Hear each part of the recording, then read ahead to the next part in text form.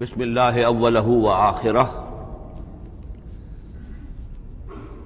پچھلی نشست میں جو گفتگو چل رہی تھی وہ فہم قرآن کے ضمن میں کچھ بنیادی اصول کہ جنہیں اگر پیش نظر رکھا جائے تو سہولت ہو جائے قرآن کے سمجھنے میں۔ 5 چیزیں بیان ہو چکی تھیں۔ نمبر 1، قرآن کا اسلوب استدلال منطقی نہیں ہے، فطری ہے، نیچرل اور خطابی ہے، انسان کو خود غور و فکر کرنے اور اپنے اندر جھانکنے کی دعوت دیتا ہے قرآن۔ ثانیاً، قرآن مجید کی آیات میں تقسیم ہے محکمات اور متشابہات، اور سورہ آل عمران میں جہاں اس کا ذکر ہے فرما دیا گیا ہے کہ اہل ایمان کا شیوہ یہ ہونا چاہیے کہ وہ محکمات پر اپنی توجہ کو مرکوز رکھیں اور متشابہات کے بارے میں اجمالی طور پر یقین رکھیں کہ اللہ کی طرف سے ہے، یقیناً حق ہے، چاہے وہ ہماری سمجھ میں آئی ہے یا نہیں آئی۔ لیکن اس میں جو ایک براڈ تقسیم ہے وہ یہ کہ آیات الاحکام سب کی سب محکمات ہیں مستقل، اور عالم غیب، عالم آخرہ، عالم برزخ، عالم ارواح، عالم ملائکہ، اس کے تمام امور مستقل طور پر متشابہات میں سے۔ البتہ ایک تیسری کیٹیگری ہے کہ جو سائنٹیفک فینومینا کے ضمن میں ہو سکتا ہے کہ ایک شے آج متشابہات میں ہو، کل وہ محکمات میں داخل ہو جائے، جبکہ انسانی علم جو ہے وہاں تک پہنچ جائے اور اس کا ادراک کر سکے۔ نمبر 3، تفسیر زیادہ تر لفظی طور پر اور نحو اور صرف سے بحث کرتی ہے، تعویل کا مقصد ہے اصل مدلول تک پہنچنے کی کوشش کرنا۔ نمبر 4، تعویل میں عام اور خاص کانٹیکسٹ میں، زمان و مکان کے خاص کانٹیکسٹ میں جب قرآن نازل ہوا تو کسی آیت کا کیا اصل مفہوم تھا جو سمجھا گیا۔ اس میں شان نزول کی روایات کو بھی اہمیت حاصل ہوگی۔ لیکن چونکہ قرآن مجید صرف اس دور کے لیے یا اس علاقے کے لوگوں کے لیے ہدایت نامہ بن کر نہیں آیا تھا، بلکہ پوری نوع انسانی کے لیے تابد الآباد، لہذا اسی میں وہ مضمر ہے، اس میں وہ ہدایت مضمر ہے کہ تعویل عام کر کے آیت کے الفاظ، ان کا در و بست اور آیت کا سیاق و سباق اس کے حوالے سے، اور القرآن یفسر بعضہ بعضا کے حوالے سے یقیناً جو ہے اس میں ابدی ہدایت جو مضمر ہے وہ بھی حاصل کی جا سکتی ہے۔ نمبر 5، تذکر اور تدبر کا فرق، یہ دونوں الفاظ قرآن کے ہیں۔ تذکر کے لیے 4 مرتبہ اللہ نے سورہ قمر میں چیلنجنگ انداز میں فرمایا ہے وَلَقَدْ يَسَّرْنَا الْقُرْآنَ لِلذِّكْرِ فَهَلْ مِن مُّدَّكِرٍ، ہم نے قرآن کو ذکر کے لیے، تذکر کے لیے، ہدایت اخذ کرنے کے لیے، بنیادی نصیحت حاصل کرنے کے لیے نہایت آسان بنایا ہے۔ تو ہے کوئی جو اس سے تذکر کرنا چاہے؟ اس تذکر بالقرآن کے لیے صرف یہ کافی ہے کہ انسان عربی زبان سے اتنا واقف ہو کہ اس کا ایک براہ راست مفہوم سمجھتا چلا جائے، اور دوسری شرط لازم ہے نیت کی درستی، طلب ہدایت پیش نظر ہو، اپنے علم کی دھوس جمانا جو ہے وہ مقصود نہ ہو، تو قرآن مجید سے تذکر حاصل ہو جائے۔ تدبر کے اعتبار سے قرآن مجید مشکل ترین کتاب ہے، بلکہ میں نے اس وقت ایک غلط لفظ استعمال کر دیا تھا، دنیا کی مشکل ترین، یہ دنیا کی کتاب ہے ہی نہیں، یہ تو مشکل ترین کتاب ہے، بہی معنی کہ اللہ تعالیٰ کے علم کامل سے اس کا نزول ہوا ہے، اس علم کا احاطہ کسی انسان کے لیے ممکن نہیں ہے۔ اسی طرح یہ قرآن ایک ایسے سمندر کے مانند ہے جس کا نہ کوئی کنارہ ہے اور نہ ہی اس کی کوئی تہہ ہے، اس میں پوری زندگیاں کھپانے کے باوجود بھی افلا یتدبرون القرآن، تدبر، لیدبروا آیاتہ ولیتذکر اولو الالباب، یہ 2 اصطلاحات خود قرآن کی ہیں۔ میرا جو کتابچہ ہے مسلمانوں پر قرآن مجید کے حقوق، اس میں میں نے ان پر تفصیل سے بحث کی۔ نمبر 6، 2 اعتبارات سے قرآن مجید پر غور کرنے والے کا ایٹیچیوڈ ایک دوسرے سے بالکل متضاد ہوگا۔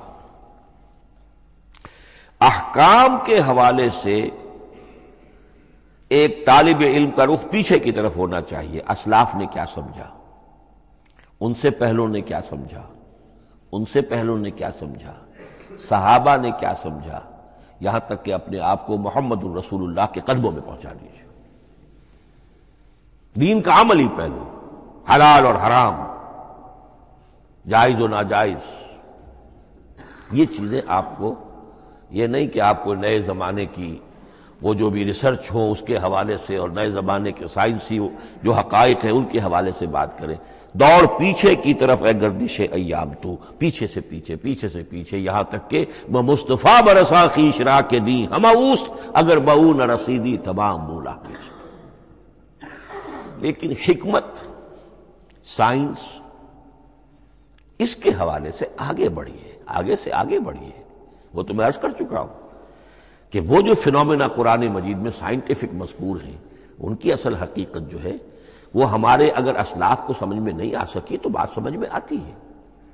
ابھی اس علم کی سطح ہی اتنی کمزور تھی، اتنی نیچی تھی کہ ان کی اس کا ادراک ممکن نہیں تھا۔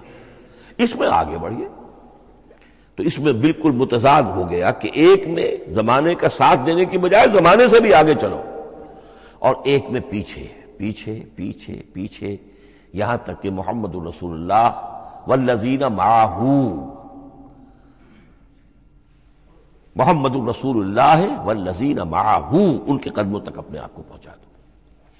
آخری شے فہم قرآن کے ضمن میں، لیکن یہ last but not the least کے مصداق ہے، یہ بات بہت صراحت کے ساتھ مولانا مودودی نے لکھی ہے تفہیم القرآن کے مقدمے میں، اور بہت اہم بات ہے، بہت اہم بات ہے، اور وہ یہ ہے کہ قرآن مجید ایک ایسی کتاب نہیں ہے جسے کوئی محقق اور ریسرچ اسکالر اپنی لائبریری میں بیٹھ کر اور ریفرنس بک سامنے رکھ کر ادھر سے ادھر اور سمجھ لے۔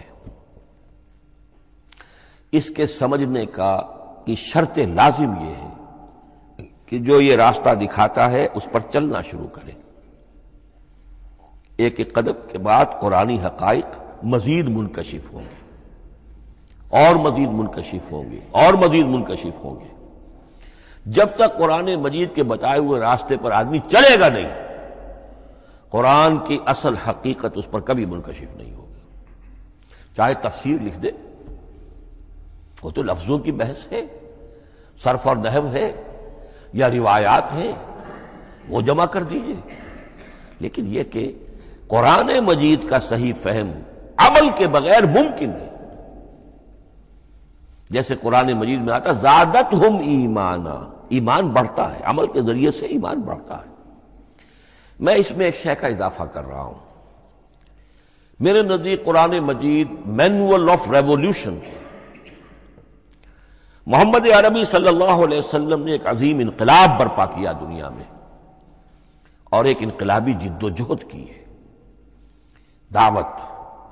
دعوت کے قبول کرنے والوں کو منظم کرنا، ان میں سم و طاعت کی عادت پیدا کرنا، پھر ان میں تن من دھن قربان کرنے کا جذبہ پیدا کرنا، پھر ان کا تزکیہ کرنا، ان کی تربیت، پھر جب وہ تیار ہو جائیں تو باطل سے ٹکر، اور اس میں پھر جہاد اور قتال کے مراحل، تاکہ انقلاب آ گیا، اور یہ کہ جاء الحق وزہق الباطل ان الباطل کان زہوقا۔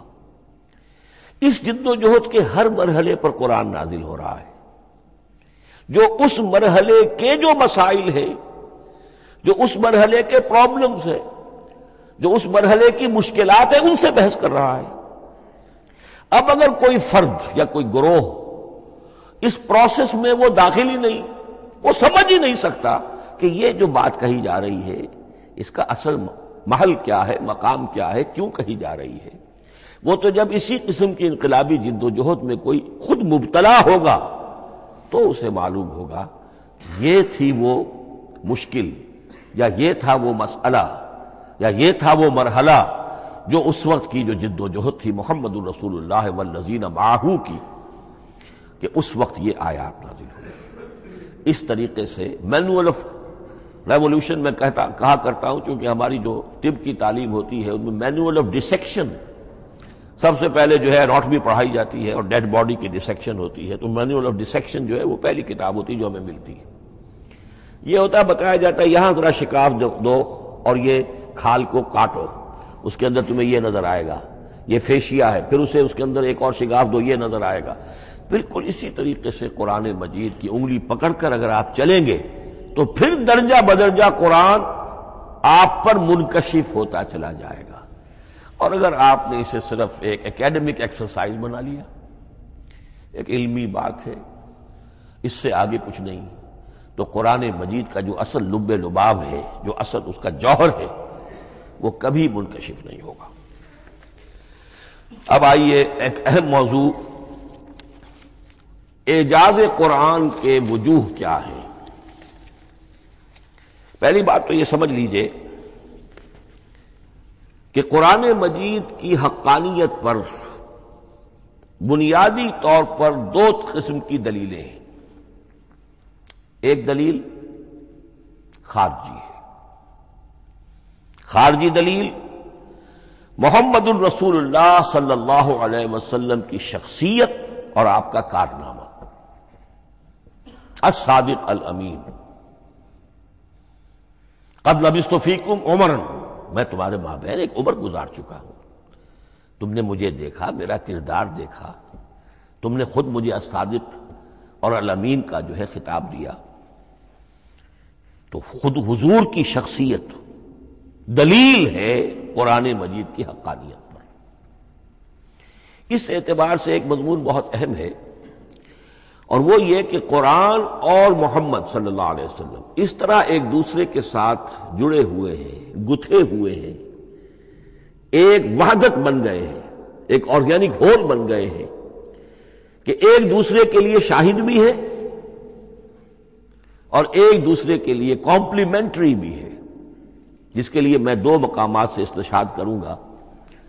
سورہ بینہ میں فرمایا لم یکن الذین کفروا من اہل الکتاب والمشرکین منفکین حتی تأتیہم البینہ، اہل کتاب میں سے اور کفار میں سے، مشرکین میں سے جو لوگ جنہوں نے کہ کفر کیا تھا، وہ علیحدہ نہیں کیے جا سکتے تھے جب تک کہ بینہ نہ آ جاتی۔ اب بینہ کیا ہے؟ رسول من اللہ یتلو صحفا مطہرۃ فیہا کتب قیمہ، بینہ دو چیزوں سے مل کر بنی، رسول من اللہ یتلو صحفا مطہرۃ فیہا کتب قیمہ، رسول اور قرآن مل کر بینہ ہے، رسول کی شخصیت بین ہے، اور یہ قرآن مجید کے لیے دلیل ہے۔ دوسری طرف قرآن مجید محمد کی رسالت کا ثبوت ہے، جیسے کہ آپ دیکھتے ہیں یاسین والقرآن الحکیم انک لمن المرسلین، والقرآن الحکیم، قسم ہے اس قرآن حکیم کی، یعنی یہ قرآن حکیم گواہ ہے، شاہد عادل ہے کہ اے محمد آپ اللہ کے رسول ہیں۔ محمد کی شخصیت، حقانیت قرآن پر دلیل، قرآن محمد کی رسالت پر دلیل، ایک دوسرے کے شاہد۔ دوسرا مقام سورہ طلاق کا ہے، قد انزل الیکم ذکرا، دیکھو لوگو اللہ نے تمہارے لیے یاد دہانی ذکر نازل کر دیا ہے۔ وہ یاد دہانی کیا ہے؟ رسولا یتلو علیکم آیات اللہ مبینات، اللہ کا ایک رسول جو تمہیں پڑھ کر سنا رہا ہے اللہ کی آیات بینات۔ یہ دونوں چیزیں مل کر بینہ بنا، دونوں چیزیں مل کر ذکرا بنا۔ اس حوالے سے یہ دونوں چیزیں ایک دوسرے کے ساتھ یوں سمجھیے کہ اس طریقے سے گتھی ہوئی ہیں، دونوں حقیقتیں اس طرح جمع ہیں کہ ایک دوسرے سے جدا نہیں کی جا سکتی۔ اگلی بات یہ سمجھیے کہ قرآن مجید محمد الرسول اللہ کا اصل معجزہ، بلکہ اس سے آگے بڑھ کر ایک لفظ استعمال کروں گا، واحد معجزہ ہے۔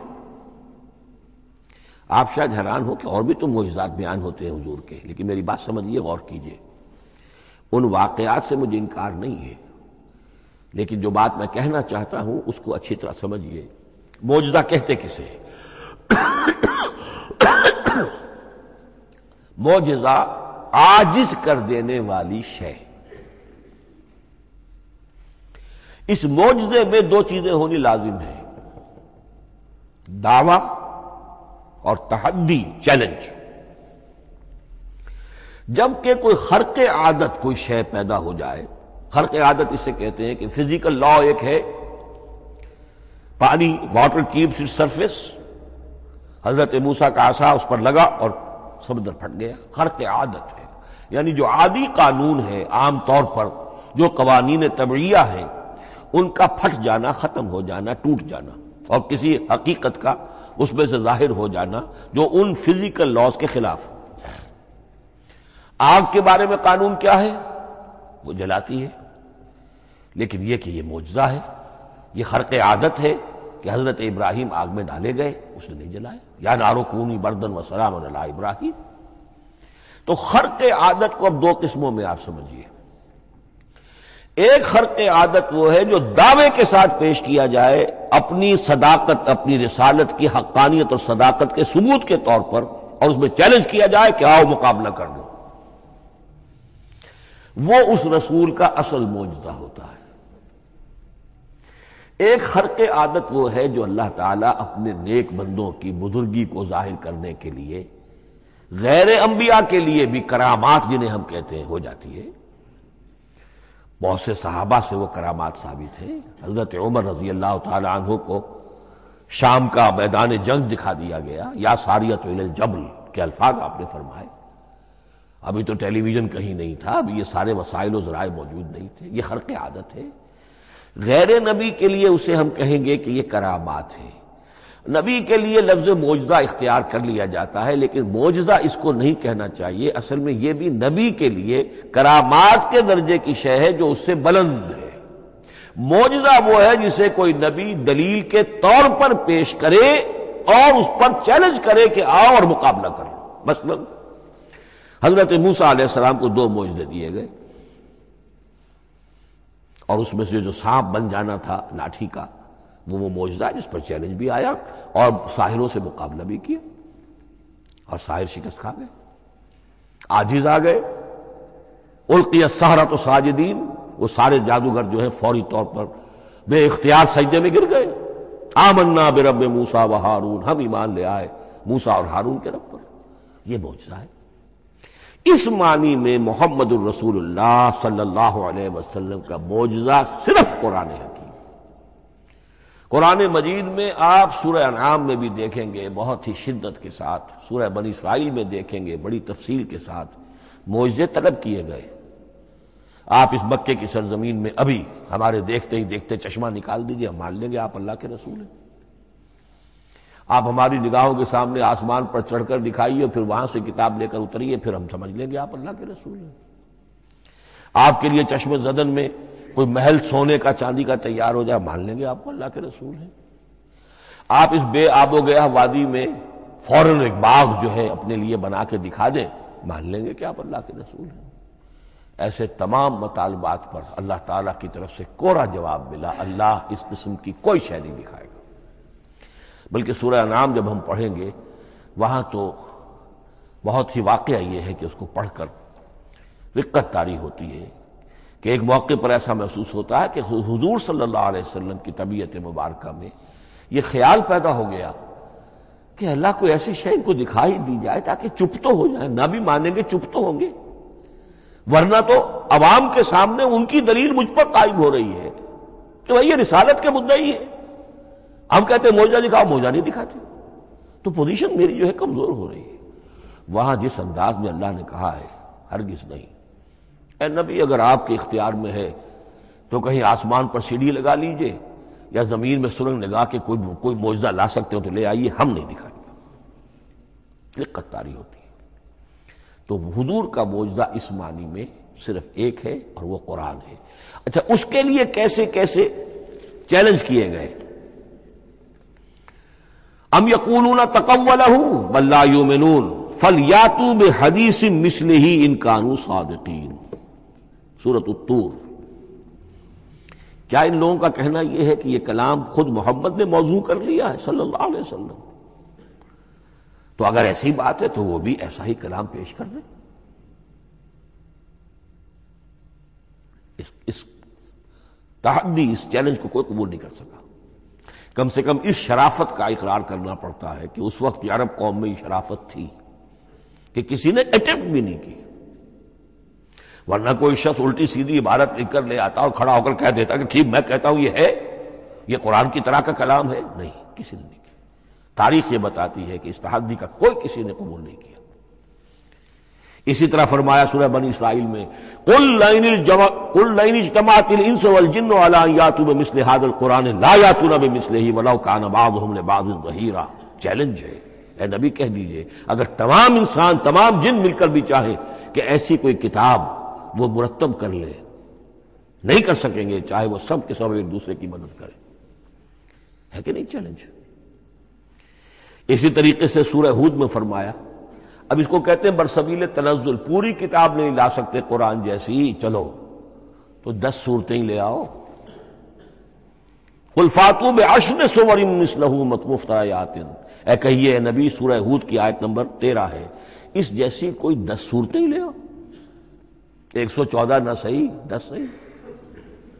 یہ بھی نہیں ہوا تو برسبیل تنزل اور سورہ یونس میں فرمایا قُلْ فَاتُوا بِسُورَةٍ مِّن مِثْلِهِ، ایک سورت ہی لے آؤ.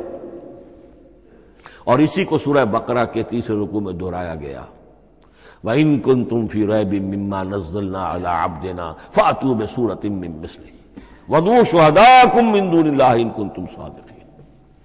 لیکن نوٹ کر لیجئے کہ کسی نے یہ جرأت نہیں کی، نہ قرآن کے اس دعوے کو چیلنج کیا، نہ کسی نے مقابلے کی کوشش کی، نہ کوئی اپنی کوئی تصنیف و تالیف یا اپنا کوئی کمپوزیشن لا کر اور یہ دعویٰ کر کے کھڑا ہوا کہ جمع کر لیجئے، منصف بلا لیجئے، کوئی کمیشن بٹھا لیجئے، میرا یہ کلام بھی بالکل ہم وزن ہے اس کلام کے. نہیں. اب ہمیں دیکھنا یہ ہے کہ وجوہ اعجاز قرآن مجید کے کیا کیا ہے. معجزہ تو یہ ہے، حضور کا اصل معجزہ یہ ہے، لیکن معجزہ کس کس پہلو سے ہے؟ یہ ایک ایسا موضوع ہے کہ جس پر پوری تصانیف لکھی گئی ہیں. وجوہ الاعجاز، وجوہ اعجاز القرآن، قرآن کے معجزہ ہونے کے کون کون سے پہلو ہیں. اس کا واقعہ یہ ہے کہ احسان ناممکن ہے، اور جیسے جیسے زمانہ آگے بڑھے گا اس کے اور پہلو واضح ہوتے جائیں گے. سنوریہم آیاتنا فی الآفاق وفی انفسہم حتی یتبین لہم انہ الحق. لیکن یہ کہ کس کس پہلو سے یہ معجزہ ہے، چند موٹی موٹی باتیں ضرور سمجھ لیجئے. لغت، ادب، فصاحت، بلاغت، عذوبت، مٹھاس، اس کے اعتبار سے قرآن معجزہ ہے. لیکن اس اعتبار سے قرآن معجزہ ہے یا تو تھا اپنے زمانے کے عربوں کے لیے، غیر عرب کے لیے تو نہیں تھا. غیر عرب جو ہے قرآن مجید کی جو بھی فصاحت و بلاغت ہے، اس کا جو لٹریری بیوٹی ہے، اس کو تو وہ اپریشیٹ نہیں کر سکتا تھا. یہ حصہ جو ہے یا تو عربوں کے لیے تھا اس وقت دائمی، یا آج بھی عرب کچھ نہ کچھ، بہرحال عربی ان کی زبان ہے، وہ پڑھتے ہیں. جیسا کہ میں نے عرض کیا تھا، چاہے عیسائی ہو اور چاہے یہودی ہو، وہ بھی اپنے ہاں لٹریچر کی، عربی لٹریچر کی ہائیسٹ کتاب کی حیثیت سے قرآن مجید کو پڑھانے پر مجبور ہے. ایک پہلو اس کا یہ ہے. اور اسی کے حوالے سے نوٹ کیجئے حضرت لبید رضی اللہ تعالی عنہ، یہ سبع معلقہ کے شعراء میں سے تھے آخری. عربوں میں چونکہ اس کا بڑا چرچا تھا شاعری کا، تو ان کا جو سالانہ جشن ایک ہوتا تھا، اس میں وہ بہت بڑے بڑے شعراء سب جمع ہوتے تھے، اپنے اپنے قصیدے پڑھتے تھے، اور جس کا قصیدہ سمجھا جاتا تھا کہ سب سے اعلیٰ ہے، سب سے بلند ہے، سب سے عمدہ ہے، اب اسے اس سال کے لیے وہ گویا کہ ملک الشعراء اس کو مانا جاتا تھا کہ یہ شاعروں کا بادشاہ ہے، اور تمام شاعر اسے سجدہ کرتے تھے بالفعل، اور اس کے قصیدے کو کعبے کی دیوار کے ساتھ ٹانگ دیا جاتا تھا، معلق کر دیا جاتا تھا. ایسے 7 قصیدے ہیں جن کے مجموعے کا نام ہے سبع معلقہ. اس سبع معلقہ جو ہے 7 جو سلسلے ہیں، ان میں آخری حضرت لبید کا ہے. وہ ایمان لے آئے. ایمان لانے کے بعد انہوں نے شعر کہنا چھوڑ دیا. اس پر حضرت عمر نے ایک دفعہ ان سے کہا کہ لبید اب آپ شعر نہیں کہتے. ان کا جواب تھا ابعد القرآن، کیا قرآن کے بعد بھی کسی کے لیے کوئی موقع ہے کہ وہ کچھ کہنے کی کوشش کرے؟ فصاحت اور بلاغت کی تو معراج قرآن مجید ہے، وہ آ چکی ہے. تو جہاں تک اہل عرب کے لیے اس کا معجزہ ہونا خاص طور پر اس دور میں اور اب بھی کسی درجے میں، اس میں تو اہمیت ہے اس کی ادبیت، اس کی فصاحت، اس کی بلاغت، اس کی عذوبت. دائمی اور ابدی یہ کس اعتبار سے معجزہ ہے؟ عہد حاضر میں اور غیر عرب لوگوں کے لیے. نمبر ایک، سائنسی حقائق کا انکشاف.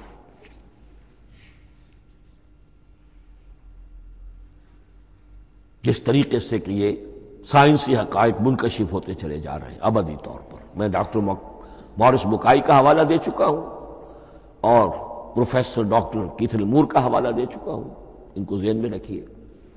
سنریہم آیاتنا فی الآفاق وفی انفسہم حتی یتبین لہم انہ الحق.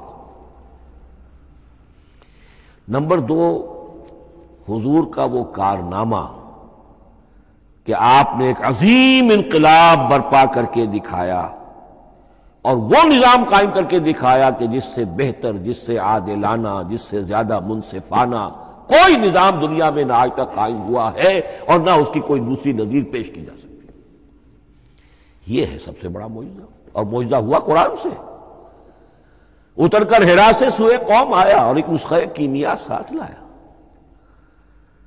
یہ سارا معجزہ، جیسا کہ میں نے شروع میں عرض کیا ہے، محمد اور قرآن دونوں مل کر بینہ بھی ہے تو رسول من اللہ یتلو صحفا مطہرۃ فیہا کتب قیمہ، اور قد انزل الیکم ذکرا رسولا یتلو علیکم آیات اللہ المبینات. یہ معجزہ جو ہے جس کے حوالے سے دنیا میں بڑی بڑی شخصیات نے شہادت دی. ایم این رائے اس صدی کا ایک بہت بڑا انقلابی شخص، کمیونسٹ انٹرنیشنل کا رکن. اس صدی کی ابتدا میں جو شورا تھا، جو غلغلہ تھا، جو ولولہ تھا بولشوک ریولوشن کا، اور جو دنیا کے اندر ایک دھوم مچ گئی تھی، اس کو ذہن میں رکھیے. اور اس میں کمیونسٹ انٹرنیشنل کا رکن ایم این رائے 1920 میں اس نے لاہور میں ایک خطبہ دیا تھا، ہسٹوریکل رول آف اسلام. اور اس نے کہا تھا تاریخ انسانی کا عظیم ترین انقلاب وہ ہے کہ جو محمد نے برپا کیا صلی اللہ علیہ وسلم. آج بھی یہ کتاب بھارت میں چھپتی ہے، بامبے کا ایک پبلشر شائع کرتا ہے، historical role of Islam by M N Roy. پھر آگے چلیے، ایچ جی ویلز اگرچہ انتہائی رقیق حملے کرتا ہے حضور کی زندگی کے بعض پہلوؤں پر، جیسے رشدی نے کیے ہیں یا جیسے تسلیمہ نسرین ایک بنگالی خاتون نے کیے ہیں، اسی طرح کے حملے کیے اس نے بھی. اور یہ اس لیے بتا رہا ہوں کہ یہ اسٹیبلش ہو جائے کہ وہ دوست نہیں ہے، دشمن ہے.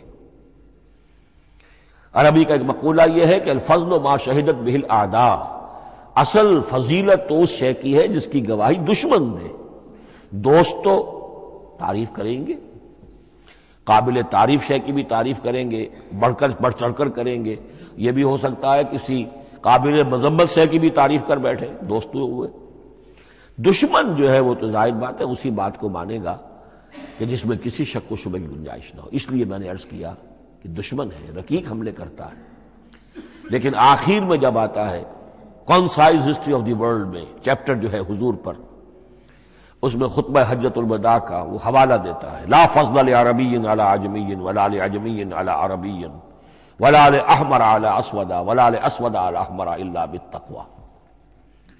اور پھر لکھتا ہے کہ اگرچہ انسانی حریت و اخوت و مساوات کے واعظ تو پہلے بھی بہت کہے گئے تھے، یہاں تک کہ مسیح ناصری حضرت عیسیٰ علیہ السلام کے ہاں بھی ہمیں بڑے واعظ ملتے ہیں، لیکن یہ ماننا پڑتا ہے کہ تاریخ انسانی میں پہلی مرتبہ ان اصولوں پر ایک انسانی معاشرہ قائم کر کے دکھایا محمد نے صلی اللہ علیہ وسلم. Although the sermons of human freedom, fraternity and equality were said before also. And we find a lot of them in Jesus of Nazareth. But it must be admitted that it was Muhammad sallallahu alaihi wasallam who established for the first time in history a society based on these principles.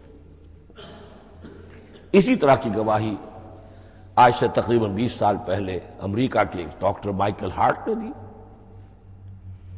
A selection and gradation of the 100 most influential personalities of human history.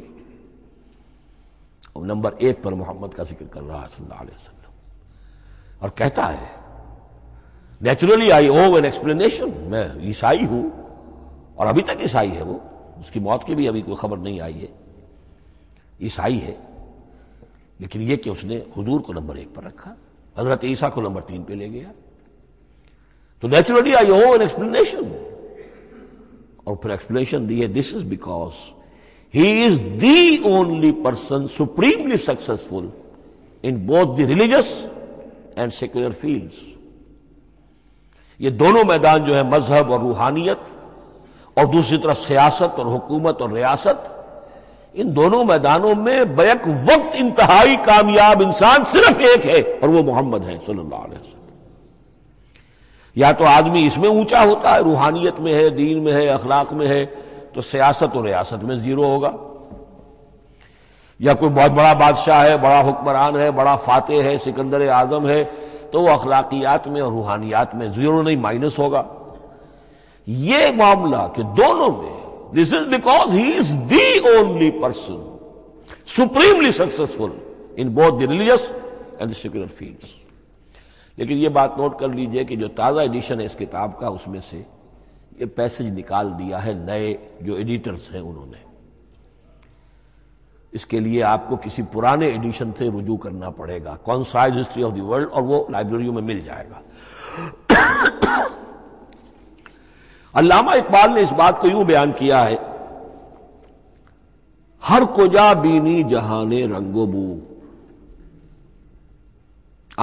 کہ از خاکش بروید آرزو، یاد نور مصطفیٰ اورا بہاس، یا ہنود اندر تلاش مصطفیٰ است.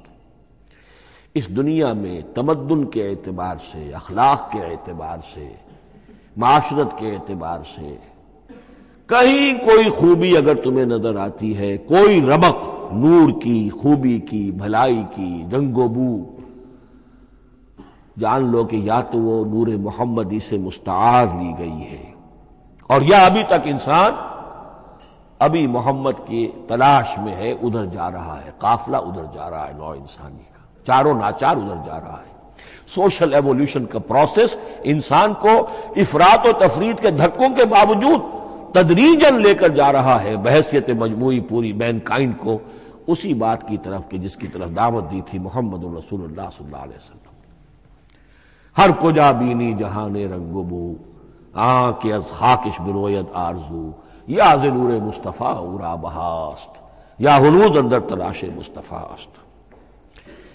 اسی اعتبار سے میں ایک بات اور کہہ رہا ہوں، اس پہلو سے واقعہ یہ ہے کہ میرے نزدیک اس دور میں اعجاز قرآن کی سب سے بڑی نمائندہ شخصیت، اعجاز قرآن کا سب سے بڑا مظہر علامہ اقبال کی ذات ہے. 20ویں صدی کا مفکر، فلسفی، مشرق و مغرب کے فلسفے پڑھ چکا،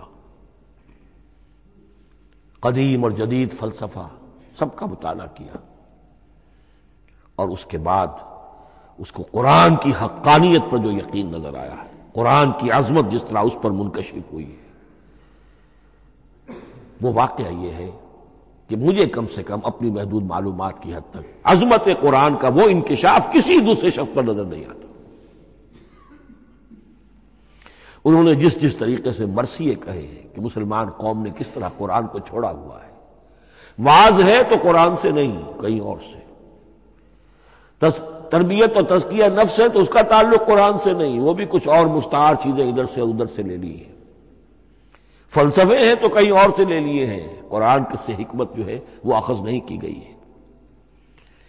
کیسے کیسے انہوں نے عظمت قرآن کا جو انکشاف ان پر ہوا، اس کی تعبیر کی ہے کتاب زندہ قرآن حکیم، حکمت او لا یزال است و قدیم، حرف اورا ریب نئے، تبدیل نئے، آیا شرمندہ تعویل نئے، فاش گویا ماں سے در دل مضمر است، یہ کتابیں نیز چیزیں دیگر است، مثل حق پنہاؤ ہم پیداستو، زندہ و پائندہ و گویاستو، چون بجاں در رفت جہاں دیگر شود، جہاں چو دیگر شد جہاں دیگر شود۔ میں اس میں خاص طور پر دو اشعار آپ کو اس وقت سنانا چاہتا ہوں۔ انہوں نے حضور سے مناجات کرتے ہوئے دو اشعار کہیں، اس سے آپ کو اندازہ ہوگا کہ انہیں کتنا یقین تھا کہ میرے سارے فکر کا منبع قرآن حکیم ہے۔ کہتے ہیں گر دلم آئینہ بے جوہر است، اے اللہ کے رسول صلی اللہ علیہ وسلم، اگر میرا دل اس آئینے کے مانند ہے جس میں چمک نہیں ہے، ورب حرفم غیر قرآن مضمر است، اور اگر میرے پیغام میں قرآن کے سوا کوئی شے شامل ہو گئی ہے، قرآن کے سوا کوئی چیز اس میں چھپی ہوئی ہے، مضمر ہے، پردہ ناموس فکرم چاک کن، تو میرے فکر کی ناموس کے دھجیاں بکھیر دیجئے، پردہ ناموس فکرم چاک کن، این خیامہ راز خارم پاک کن، اس شاہراہ کو اس کانٹے سے پاک کر دیجئے، کانٹا میرا، میں کانٹے کے مانند ہوں، پھر اٹھا کر پھینک دیجئے، روز محشر خار و رسوا کن مرا، بے نصیب از بوسہ پاک کن مرا، قیامت کے دن مجھے ذلیل و خوار کیجیے گا اور اپنے قدموں، اپنے پائے مبارک کا بوسہ لینے سے محروم کر دیجیے گا۔ یہ اتنی بڑی بد دعا جو اقبال اپنے آپ کو دے رہا ہے، تو کس قدر یقین اسے حاصل ہے کہ اس نے قرآن کی ترجمانی کی ہے۔ اب آئیے، بہت چھوٹے چھوٹے دو اور مضمون ہیں۔ قرآن حبل اللہ ہے، اس کے کیا معنی ہے؟ حبل رسی کو کہتے ہیں، اللہ کی رسی، حبل من مسد، سورہ لہب میں یہ لفظ آیا ہے۔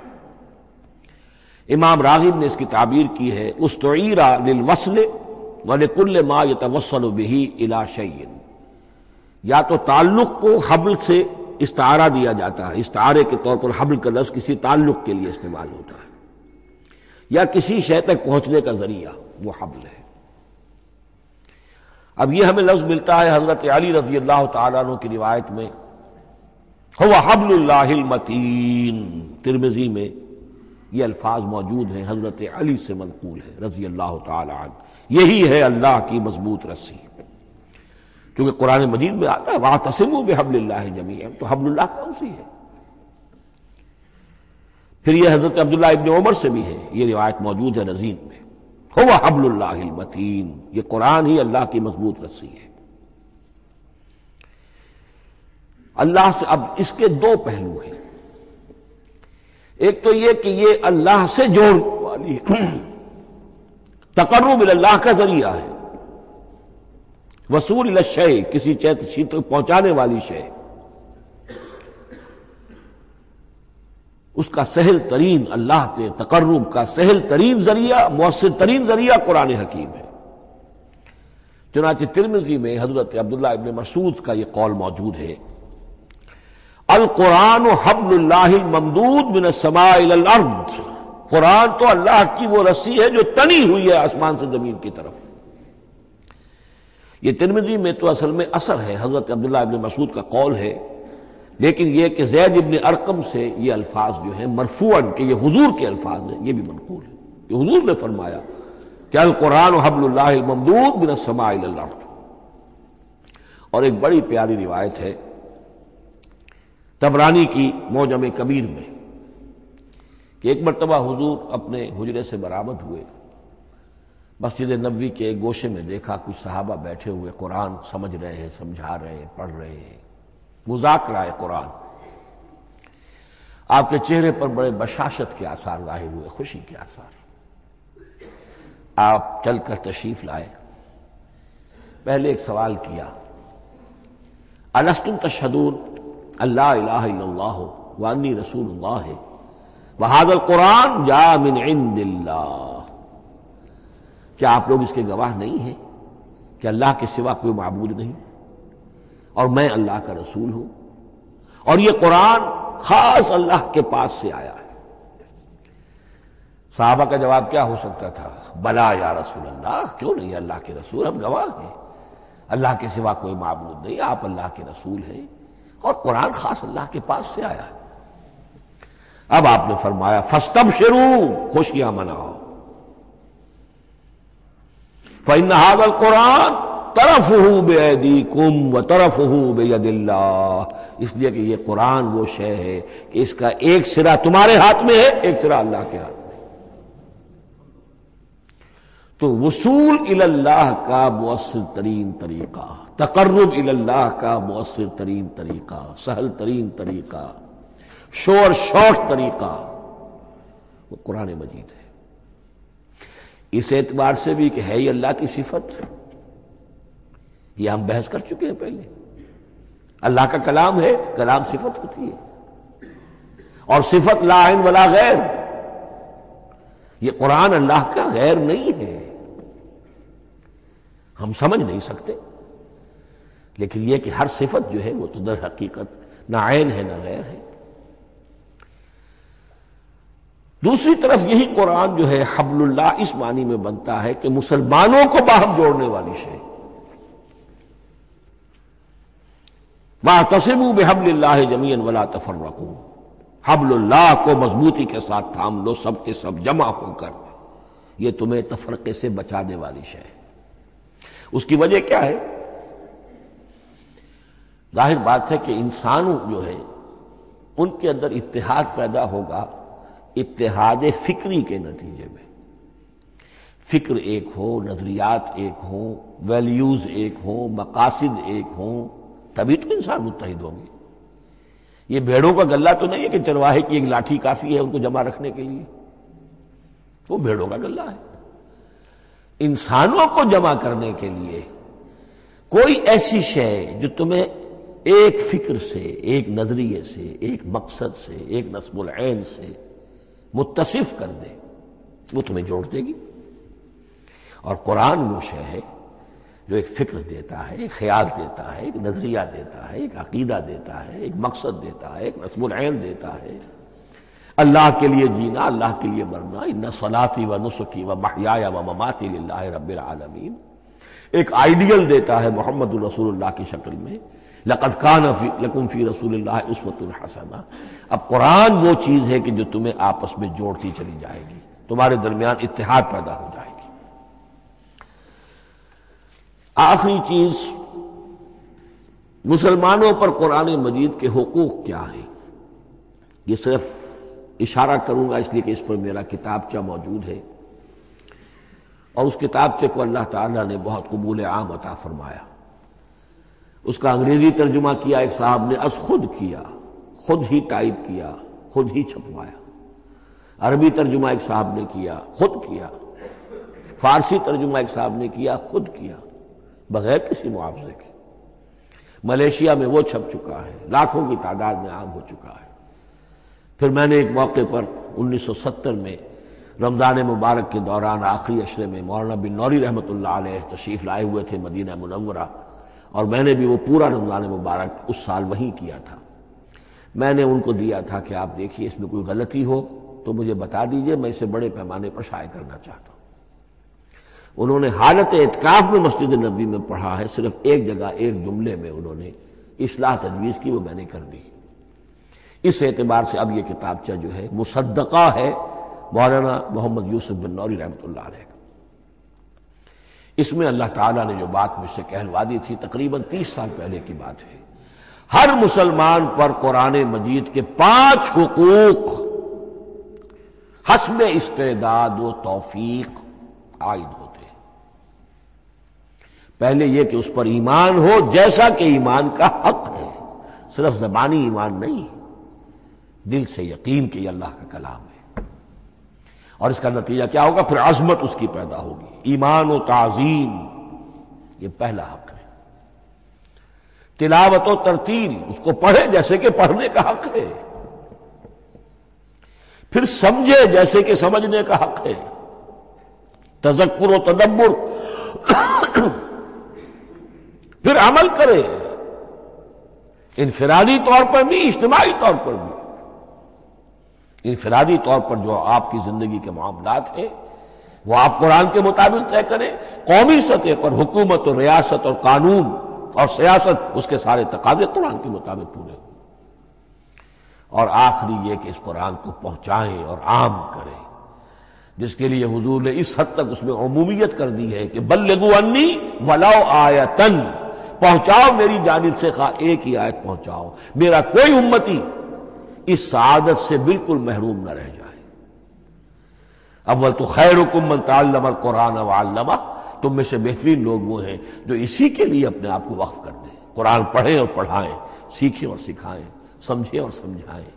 اس لیے کہ سمجھنے اور سمجھانے، سیکھنے اور سکھانے، پڑھنے اور پڑھانے کا بھی کوئی ایک لیول تو نہیں ہے، ایک عام لوگوں کی سطح ہے، ایک ان سے اوپر کی سطح ہے، ایک انٹلیکچوئلز کی سطح ہے، ایک جینیس لوگوں کی سطح ہے۔ ان تمام سطحوں پر قرآن کو سمجھانے کے لیے، پہنچانے کے لیے خود بھی تو اوپر اٹھنا پڑے گا، خود اسے سیکھنا پڑے گا، خود اس کی گہرائی میں غوطہ زنی کرنی پڑے گی، اور یہ ایک لائف لانگ پروسیس ہے، یہ کوئی پارٹ ٹائم جاب نہیں ہے، یہ کوئی صرف پیس ٹائم نہیں ہے، یہ کوئی ہابی نہیں ہے، ہمہ وقت ہمہ تن، خیرکم من تعلم القرآن وعلمہ۔ اب آخری بات بتا رہا ہوں، اور وہ یہ ہے کہ قرآن مجید وحی باللفظ ہے، صرف وحی بالمعنی نہیں ہے۔ یہ بحث اصل میں کیونکہ ہمارے پڑھے لکھے طبقے میں کچھ زیادہ ہو جاتی ہے، خاص طور پر جو مشنری اسکولوں وغیرہ میں پڑھے ہوں اور عیسائیت اور اس کے عقائد اور اس کے فلسفے کی کوئی تھوڑی بہت ان کو کوئی چھوت لگ گئی ہو۔ عیسائیوں کے ہاں یہ عقیدہ ہے، اجماعی عقیدہ ہے کہ وحی بالمعنی ہوتی ہے، یعنی وحی کا ایک مفہوم ہے جو نبی پر اتار دیا جاتا ہے، پھر نبی اپنے الفاظ میں اسے ادا کرتا ہے۔ لفظ اللہ کے نہیں ہوتے، لفظ نبی کے ہوتے ہیں، مفہوم اللہ کا ہوتا ہے۔ ان کے لیے مجبوری یہ ہو چکی ہے جس کی وجہ سے انہیں یہ عقیدہ اپنانا پڑا کہ کوئی ایک انجیل ہے ہی نہیں، 104 انجیلوں میں سے وہ انہوں نے 4 سلیکٹ کی تھی کینونیکل گاسپلز، باقی جو ہیں وہ اب وہ ان کو مستند نہیں مانتے، اپوکریفل کہتے ہیں۔ اور میں نے ایک مرتبہ ایک پادری صاحب سے، مسٹر وائٹ ہوتے تھے منٹگومری میں نے ان سے پوچھا which one of them is Bible, یہ متی اور یہ لیوک اور مارکس اور جان، ان میں سے کون سی بائبل کون سی ہے؟ تو اس نے جواب دیا none of them is Bible. Bible is in them. ان میں سے کوئی ایک بھی مشخص طور پر، معین طور پر بائبل نہیں ہے، بائبل ان میں ہے بحیثیت مجموعی۔ لہذا ان کے لیے یہ عقیدہ جو ہے وہ لازم سا ہو گیا۔ ہمارے ہاں بھی بعض فلاسفہ نے اس قسم کی باتیں کی ہے کہ جن سے یہ دھوکہ لگتا ہے، لیکن میں خاص طور پہ چونکہ علامہ اقبال کا تذکرہ میں نے آج کیا ہے، اسی حوالے سے میں ان کا ایک واقعہ بیان کرنا چاہتا ہوں۔ ایف سی کالج لاہور کے پرنسپل تھے ڈاکٹر یوئنگ۔ ایک دعوت تھی، اس میں علامہ بھی تھے، وہ بھی تھے۔ تو ڈاکٹر یوئنگ نے کہا، وہ بڑا فلسفی تھا، کہ ڈاکٹر اقبال ہم نے سنا ہے کہ آپ بھی وحی باللفظ کے قائل ہیں، آپ جیسا پڑھا لکھا شخص، عالم دانا۔ علامہ اقبال نے فرمایا جی ہاں، اور مجھے تو اس کا ذاتی تجربہ ہے، مجھ پر تو جو شعر نازل ہوتے ہیں وہ الفاظ میں ڈھلے ہوئے ہوتے ہیں، میں ان میں تبدیلی کرنا چاہوں تو نہیں کر سکتا۔ تو اگرچہ اس سوال اس جواب کو ہم کہیں گے کہ یہ الاجوبۃ المسکتہ، مسکت چپ کر دینے والا جواب تھا کہ جو علامہ اقبال نے دیا، لیکن ذہن میں رکھیے یہ کہ جو وحی باللفظ ہے وہ ختم ہو چکی محمد رسول اللہ صلی اللہ علیہ وسلم پر۔ وحی رسالت وحی باللفظ ہے، وہ ختم ہو چکی ہے۔ البتہ الہام، کشف، رویا، القاء، یہ وحی بالمعنی ہے، یہ کوئی ایک شے ہے جو دل میں ڈال دی جاتی ہے. اس کے دروازے آج بھی کھلے ہوئے ہیں. اور یہ جان لیجئے قرآن مجید کی حقانیت کا جو اصل ثبوت ہے وہ یہ ہے کہ آپ اسے اپنے باطن کے اندر محسوس کریں. یہ جو باطنی تجربہ علامہ اقبال نے کہا ہے کہ انسان اپنے باطن میں محسوس کرے کہ ہاں یہ بات ہے، ٹھیک ہے. اس کے لیے کہ علامہ ابن قیم رحمۃ اللہ علیہ کا قول ایسا ہے، بڑا پیارا قول ہے. قرآن کے کچھ پڑھنے والے ایسے ہیں جب قرآن کو پڑھتے ہیں تو یوں محسوس کرتے ہیں کہ ہم مصحف سے نہیں پڑھ رہے، لوح قلب سے پڑھ رہے ہیں. ہمارے دل پر لکھا ہوا قرآن موجود ہے. یعنی ہماری فطرت، ہمارے اندر کی کوئی حقیقت ہے جو سرٹیفائی کر رہی ہے، توثیق کر رہی ہے، اٹیسٹ کر رہی ہے کہ ہاں یہ ٹھیک ہے. اور اس کی وجہ کیا ہے؟ ہماری روح اور اس قرآن کا منبع وہ ایک ہی ہے، وہ ذات باری تعالی ہے. یہ کلام اللہ ہے اور ہماری روح امر اللہ. یسألونک عن الروح قل الروح من امر ربی وما اوتیتم من العلم الا قلیلا. بس میں اسی پر اکتفا کر رہا ہوں. اب گمان غالب یہی ہے کہ کل تو تراویح ہوگی انشاءاللہ، اس لیے کہ سنا یہ ہے کہ آج بھی روزہ تھا سعودی عرب میں، تو اب اس سے زیادہ تو تاخیر اب ممکن نہیں ہے. تو کل انشاءاللہ تعالی دورہ ترجمہ قرآن شروع ہو جائے گا. بارک اللہ لی ولکم فی القرآن العظیم ونفعنی وإیاکم بالآیات والذکر الحکیم.